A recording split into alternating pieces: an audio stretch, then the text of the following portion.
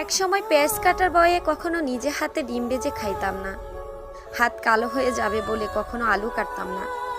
সবজি কাটার বয়ে মা যখন রান্নাঘরে ঢুকতো তখন মায়ের আশেপাশে থাকতাম না। রান্নাঘরে ঢুকতাম না, যদি হাত পুড়ে যায় আর পোড়া হাতের দাগ নিয়ে বাজে দেখা যাবে, এ ব্যাপারটা খুব গুরুত্ব দিতাম। খাবার শেষে প্লেটটা টেবিলে রেখে উঠে যেতাম, তবুও মায়ের কোনো অভিযোগ ছিল না।